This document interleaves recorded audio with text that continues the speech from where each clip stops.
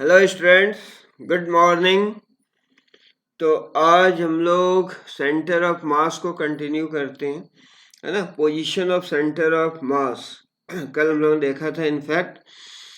तो फिर आज हम लोग उसको रिकैपिचुलेट करते हैं, है ना। तो सबसे पहले हमें क्या देखना है, position of centre of mass of a system of particles. और कल इनफैक्ट हम लोगों ने position of centre of mass of two particle system के लिए एक्सप्रेशन देखा था, है ना।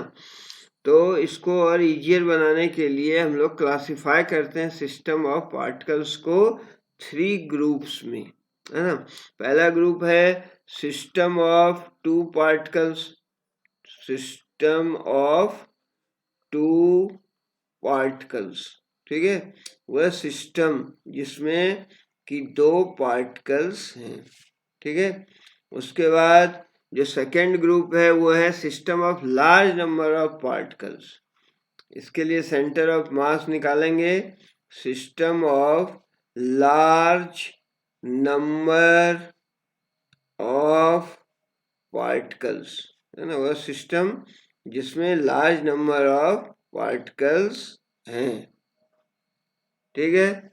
और उसके बाद हम लोग देखेंगे कंटिन्यूअस बॉडीज। कंटिन्यूअस बॉडी के केस में कोई बॉडी जो है वो कंटिन्यूअस है, कंटिन्यूअस बॉडी के केस में सेंटर ऑफ मास कैसे निकालेंगे, है ना। तो हम लोग फिर से उसको रिकैप्चुलेट करते हैं एक्चुअली।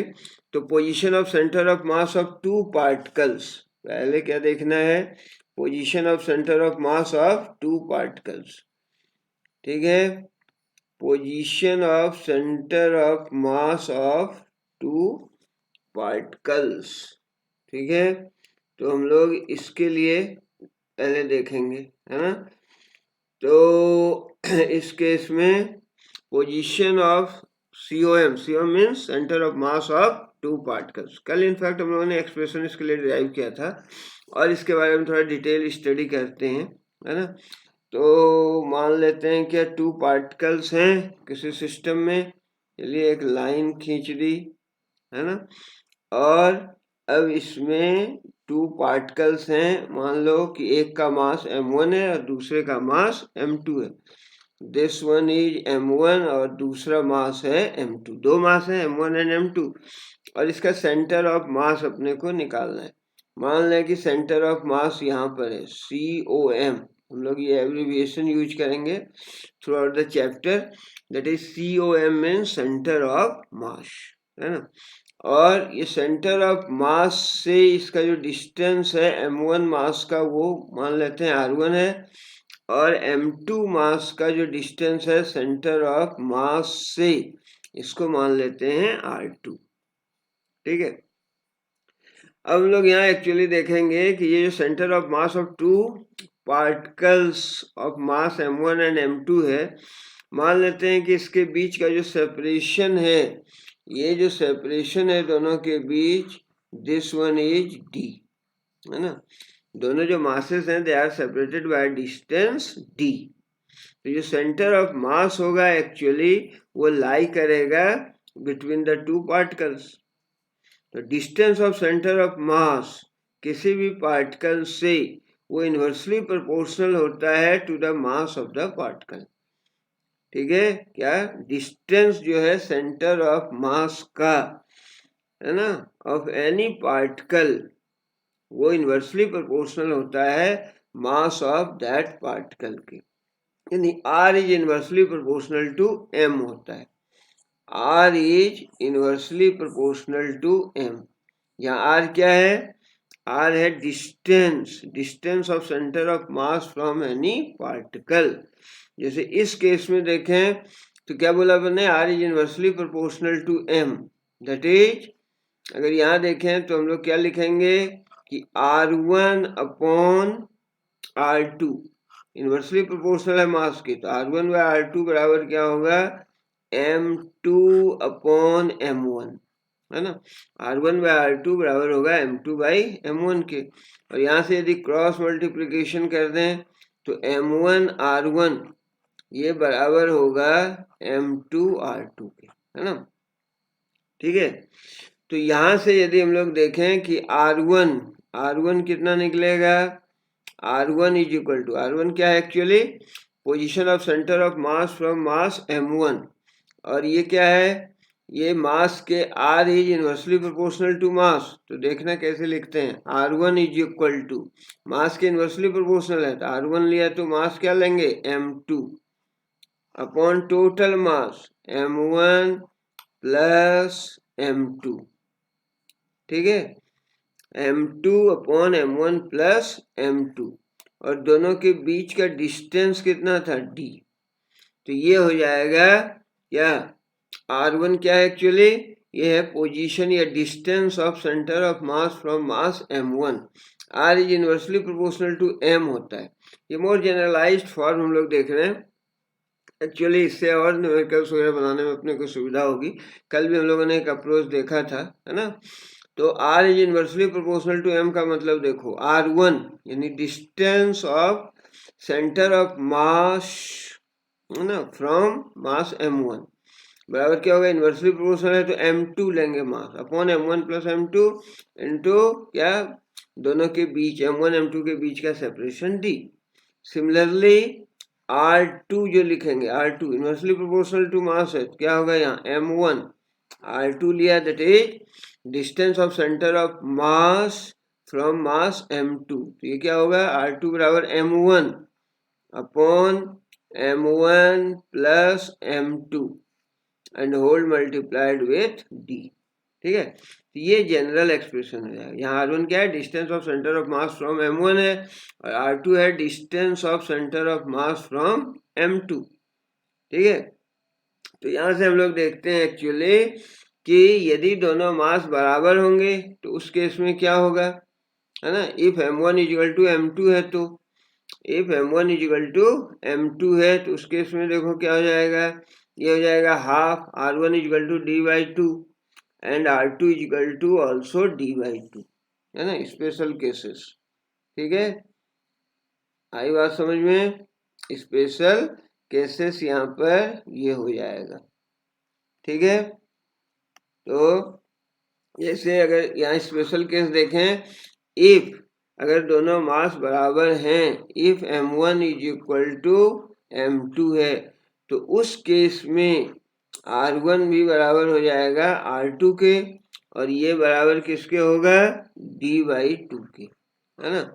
यानी यदि दोनों मास बराबर हैं, कल भी हम लोगों ने ऐसा डिस्कशन किया था, यदि दोनों मास बराबर हैं तो जो सेंटर ऑफ मास है वो लाई करेगा exactly mid way between the two particles of equal masses. ये जो दो पार्टिकल हैं दोनों का मास सेम है यदि, तो सेंटर ऑफ मास एकदम उसके मिड वे में होगा, है ना। इसी तरह if R1 is greater than R2, यदि R1 ग्रेटर देन R2 है तो उस केस में क्या, R1 is greater than R2 होगा कब, if m1 is less than, if m1 is less than m2, inversely proportional बोला था। ठीक है, क्या है, R is inversely proportional to m, यदि m1 is less than m2 है तो R1 will be greater than R2 होगा। एंड क्या होगा, उसी तरह R2 will be greater than R1 कब, if m2 is less than m1 और if m1 is greater than m2। यदि m1 greater than m2 है तो R2 क्या होगा, m1 greater than है तो R1 will be less than R2, m is inversely proportional to R है। that is जो सेंटर ऑफ मास है वो उस पार्टिकल के पास होगा जिसका मास ज्यादा है, जाहिर बात है ना। क्या, सेंटर ऑफ मास जो है वो नियरर होगा उस पार्टिकल के जिसका मास क्या है, लार्जर है, मास जिसका ज्यादा है। ठीक है, आई होप कि समझ में आया।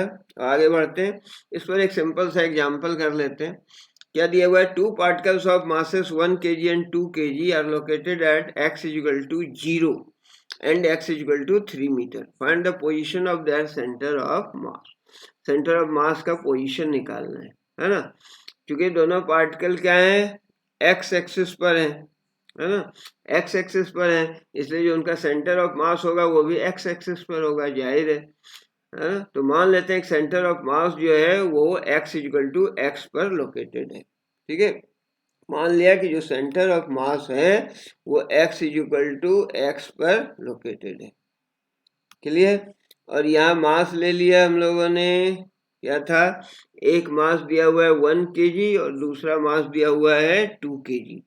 तो ये मान लें ये मास है क्या 1 kg and this mass double है इसका, तो ये है 2 kg, है ना। और इसका सेंटर ऑफ मास मान लेते हैं कि कुछ यहाँ पर है, ठीक है, ये है centre of mass, clear, COM है।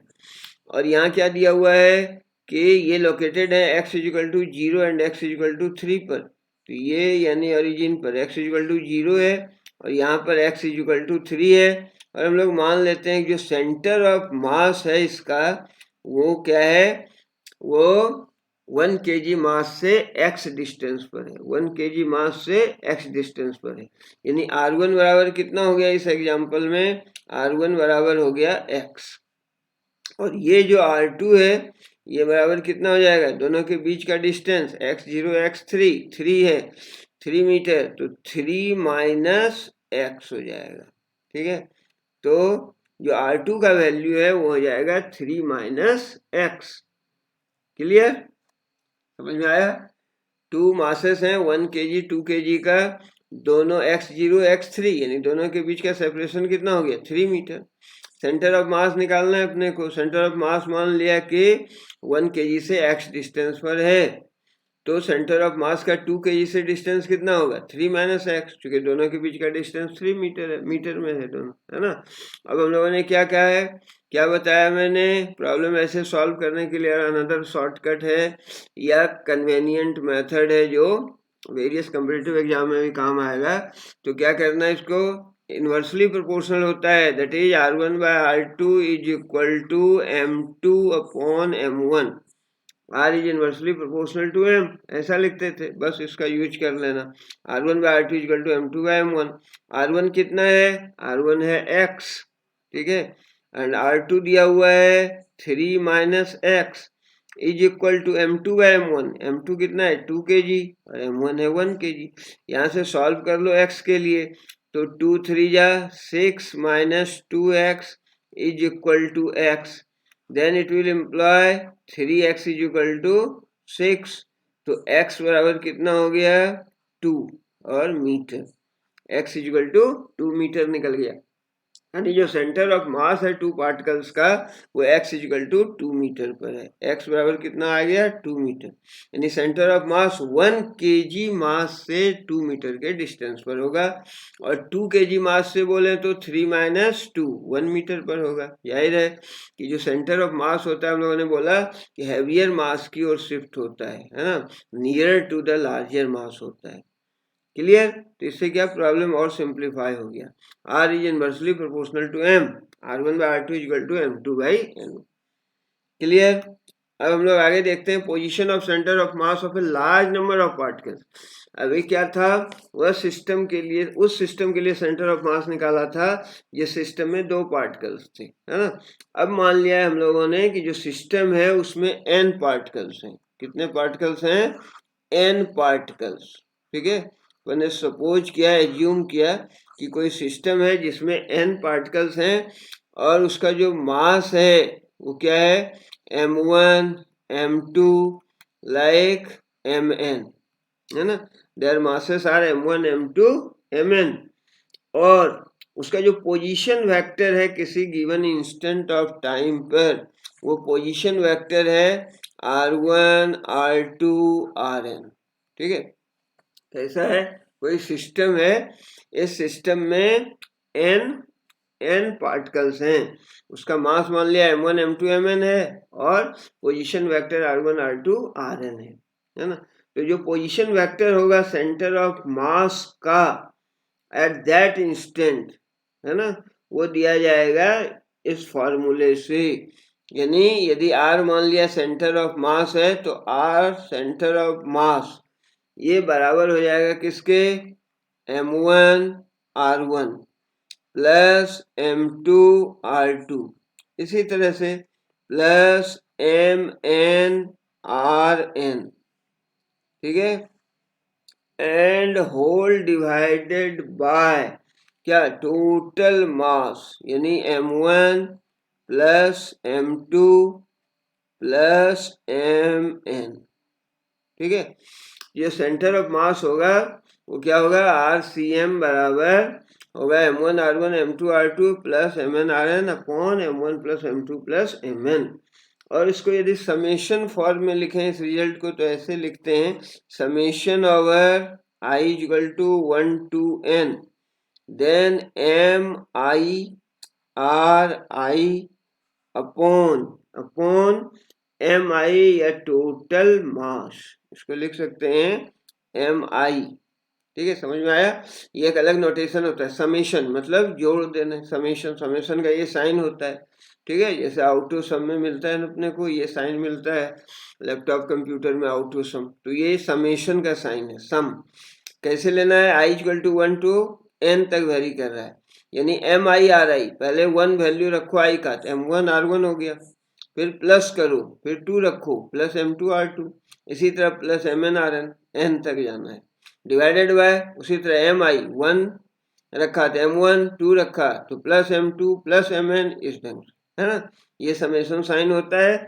और इसको अगर हम लोग फिर आगे लिखें तो लिख सकते हैं summation over i is equal to 1 to n, और ये है एम आई आर आई, और एक्चुअली ये जो एम आई है ये टोटल मास है, इसको कैपिटल एम से लिख दिया, टोटल मास, ठीक है, यहाँ एम क्या है, where m is equal to total mass, ठीक है, यानी कितने थे, एन पार्टिकल्स थे उस सिस्टम में, तो जो एन पार्टिकल्स का जो टोटल मास है वो है एम, आई बात समझ में, ठीक है। और उसी तरह एक्स कोऑर्डिनेट, वाई कोऑर्डिनेट और जेड कोऑर्डिनेट के टर्म में भी हम लोग लिख सकते हैं, है ना। जैसे एक्स कोऑर्डिनेट के टर्म में लिखेंगे तो एक्स कोऑर्डिनेट क्या हो जाएगा, सेंटर ऑफ मास का, उसी तरह m1 x1 m2 x2 plus mn xn, है ना, क्या हो जाएगा, m1 x1 plus m2 x2 and up to plus mn xn whole divided by total mass, यानी m1 प्लस m2 और ये कहाँ तक प्लस mn, ठीक है, टोटल मास के टर्म। और फिर इसको समेशन साइन के रूप में भी लिख सकते हैं, और कैसे हो जाएगा ये, summation over i is equal to 1 to n, और ये हो गया m i x i and divided by the total mass m, clear. उसी तरह y कंपोनेंट एंड z कंपोनेंट लिख सकते हैं, ठीक है, y कंपोनेंट क्या हो जाएगा, y कंपोनेंट ऑफ दिस, या y कोऑर्डिनेट कहें तो सेंटर ऑफ मास का क्या हो जाएगा, फाइनल लिख देता हूँ, summation i equal to 1 to n, और ये हो जाएगा m i y i whole divided by total mass, ठीक है। उसी तरह अगर z कंपोनेंट लिखें ऑफ सेंटर ऑफ मास का, यानी z कोऑर्डिनेट, तो ये क्या हो जाएगा, सेंटर ऑफ मास का z coordinate, centre of mass का z। Similarly summation over i equal to 1 to n, same style में, तो ये हो जाएगा क्या, m i z i whole divided by total mass, clear. तो इस तरह से हम लोग position of centre of mass of a large number of particles निकाल सकते हैं, ठीक है, लार्ज नंबर ऑफ पार्टिकल्स का सेंटर ऑफ मास। चलिए और इस पर बेस्ड अब एक न्यूमेरिकल बना लेते हैं हम लोग, है ना।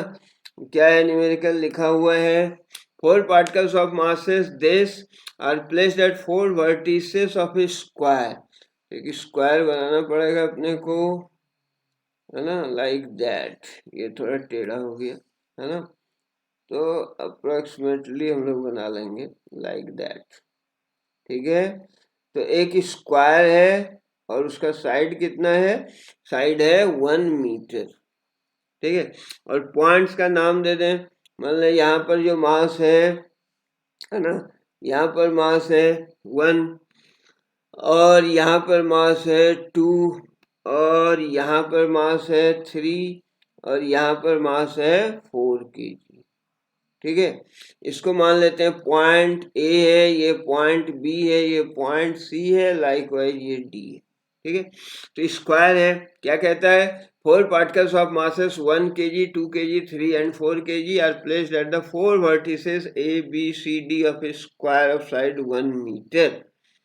Find the position of center of mass of the particle. अब center of mass का पोजीशन निकालना है। ठीक है, तो हम लोग क्या करें, कन्वेनियंट मेथड, कोई भी किसी का ओरिजिन मान लेते थे, मान लिया डी को हम लोगों ने ओरिजिन मान लिया।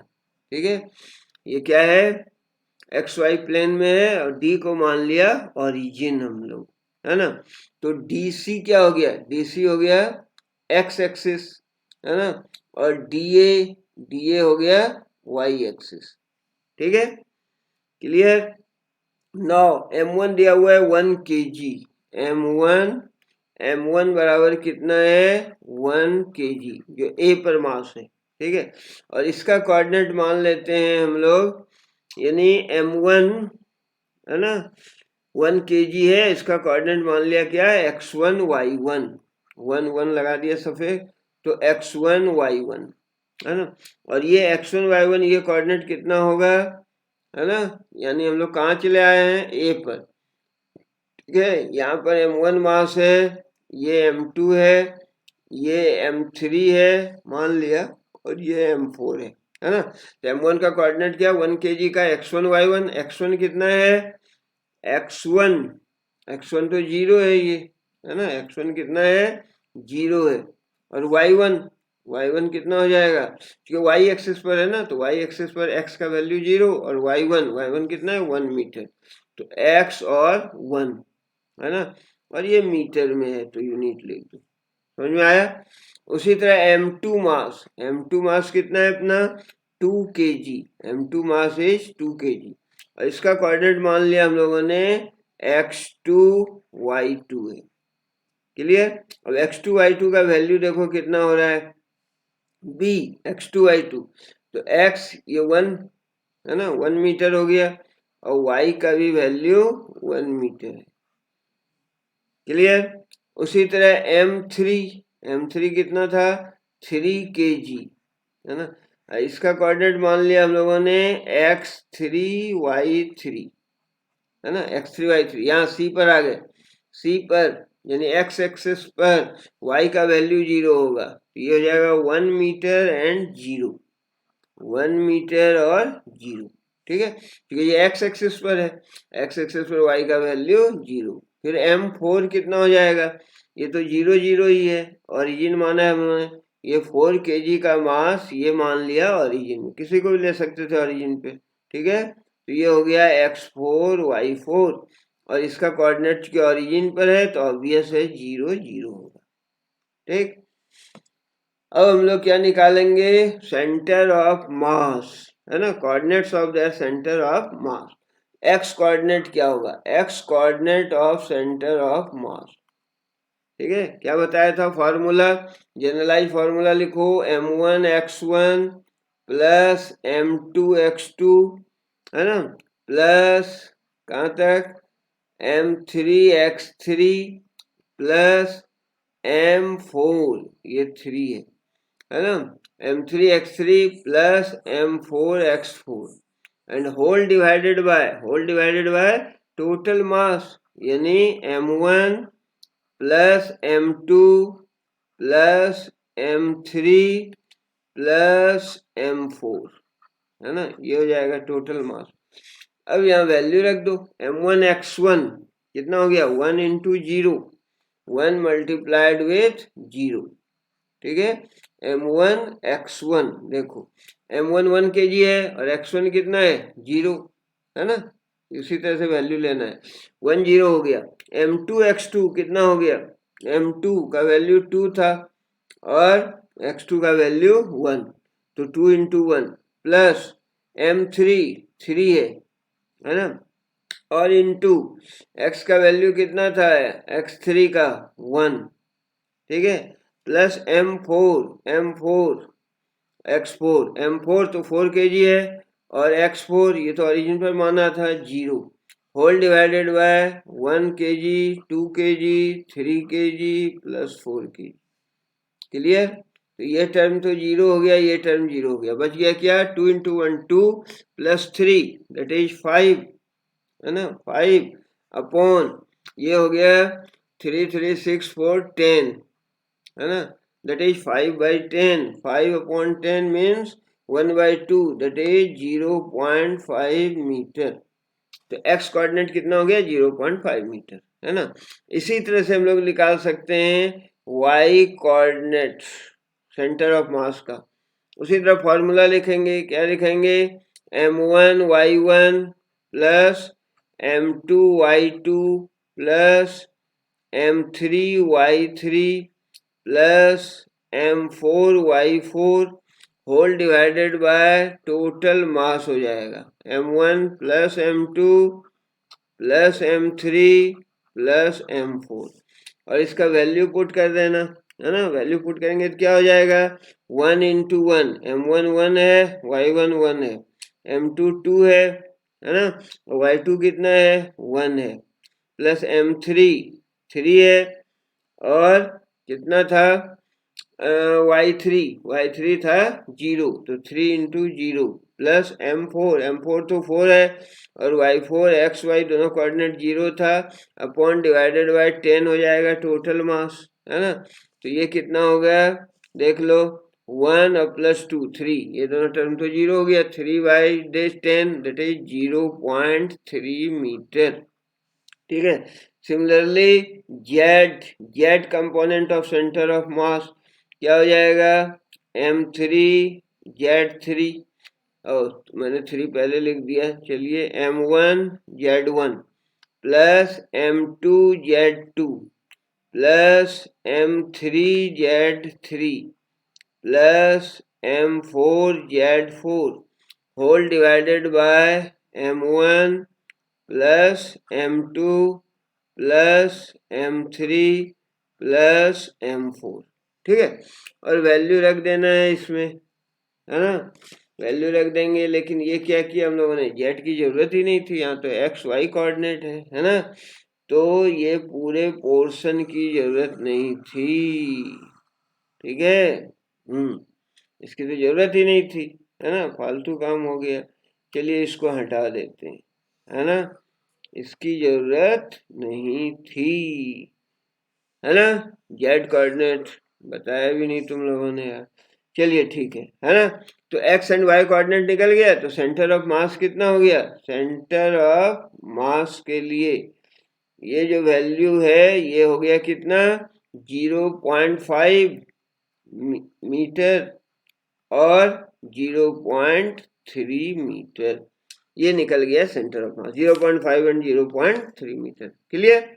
उसके बाद हम लोग देखते हैं एक्चुअली क्या है position of centre of mass of continuous bodies. अगर कंटिन्यूअस बॉडी है तो ठीक है, बॉडी जिसमें कंटिन्यूअस डिस्ट्रीब्यूशन है मैटर का कंटिन्यूअस डिस्ट्रीब्यूशन हो, तो जो समेशन है फॉर्मूले में उसको इंटीग्रेशन से रिप्लेस कर देंगे है ना। इसके पहले हम लोगों ने देखा ना क्या था, सेंटर ऑफ मास का फॉर्मूला जैसे लिखा था, इन जनरल अगर लिखें तो ऐसा लिखा था आर है ना, position vector of centre of मास कितना आया था, तो वो आया था समेशन ओवर है ना, क्या i is equal to 1 to n और फिर लिखें तो m i r i upon total mass, ये फॉर्मूला आया था। अगर कंटिन्यूअस नहीं है बॉडी तो वहाँ समेशन यूज किया था, वहाँ डिसकंटिन्यूअस डिस्क्रीट वैल्यूज हैं है ना, अलग अलग पार्टिकल्स के मासेस। लेकिन यदि जो कोई बॉडी है कंटिन्यूअस बॉडी का मतलब जो मास का उसके अंदर जो मैटर है, एक्चुअली मैटर का जो डिस्ट्रीब्यूशन है ना, वो कंटिन्यूअस डिस्ट्रीब्यूशन है, तो उस केस में ये जो समेशन का फॉर्मूला है ना, समेशन का साइन है, एक्चुअली उसे इंटीग्रेशन से रिप्लेस कर देते हैं है ना। तो मान लो कि एक्स वाई एंड जेड ये कोऑर्डिनेट है small element of mass DM का है ना। टोटल मास कितना है, टोटल मास है m, इसका एक कंपोनेंट ले लेंगे स्मॉल एलिमेंट, उसको बोलेंगे इसका मास क्या है, एलिमेंटल मास है dm, small element of mass dm। तो हम लोग x y and z coordinate कैसे लिखेंगे, x coordinate of centre of mass, ये कितना हो जाएगा, है ना। जैसे यहाँ क्या आ जाता है, एम आई एक्स आई आ जाता है ना, तो यहाँ पर इंटीग्रेशन लिखेंगे एक्स, एक्स ही लिखेंगे, देन मास जो है उसको एलिमेंटल मास लिखेंगे DM, and divided by integral of DM, ये टोटल मास समेशन कीजिएगा। और ये क्या हो गया, ये तो हो गया integral of x dm elemental mass, और नीचे जो डिनोमिनेटर में है इंटीग्रेशन ऑफ डीएम, यानी यहाँ जैसे m था यहाँ भी क्या हो जाएगा m, टोटल मास। ठीक है, ये टोटल मास है। उसी तरह y कंपोनेंट लिखेंगे हम लोग, तो क्या लिखेंगे y, देन एलिमेंटल मास dm, इसी मैनर में लिखेंगे, देन इंटीग्रेशन ऑफ dm, क्योंकि यदि इसको इंटीग्रेट करेंगे, ये जो स्मॉल एलिमेंटल लिया अपन ने एलिमेंटल मास, यदि इसको इंटीग्रेट करेंगे, है ना, तो अपने को क्या मिलेगा, टोटल मास m मिलेगा। ठीक है, इंटीग्रेशन समेशन ही है, बट वहाँ क्या अंतर होता है, अगर कंटिन्यूअस डिस्ट्रीब्यूशन होता है तो वहाँ इंटीग्रेशन साइन का यूज करते हैं, यानी स्मॉल एलिमेंटल मास dm लिया, इसको यदि रिपीट करते जाएंगे तो अपने को क्या मिलेगा, टोटल मास m मिलेगा। क्लियर, तो अब इसको उसी तरह लिख सकते हैं, integration of y dm upon ये dm का इंटीग्रेशन तो टोटल मास होगा, तो यहाँ हम लोग लिखे हैं इसको कैपिटल M से रिप्रेजेंट करें। ठीक है, टोटल मास। उसी तरह z लिखना है, तो z कंपोनेंट, आगे बात समझ में क्या आ गया, integral of z dm and divided by integral of dm, और ये हो जाएगा again integral of z dm and whole divided by mass m। ठीक है, यहाँ dm क्या actually mass of small element है, and x y z coordinate of centre of mass of this element. ठीक है, तो मोस्ट ऑफ द केसेस में हम लोग देखेंगे जो एलिमेंट है वो पार्टिकल होता है, और इस केस में जो सेंटर ऑफ मास जो पार्टिकल का है वो लाई करेगा ओवर द पार्टिकल इटसेल्फ। ठीक है, मोस्ट ऑफ द केसेस में, और कुछ केसेस ऐसे हैं जहाँ की सेंटर ऑफ मास उस पर लाई नहीं करता है, यानी वहाँ होता है, जैसे रिंग का सेंटर ऑफ मास देखें तो रिंग के सेंटर पर होगा, यहाँ कोई मास नहीं होता है। ठीक है, तो आज हम लोगों ने फिर सेंटर ऑफ मास के बारे में डिस्कशन किया और कुछ प्रॉब्लम लिए, है ना, ताकि कुछ समझ में और अच्छे ढंग से आए। Now for today it's all, thank you, have a good day.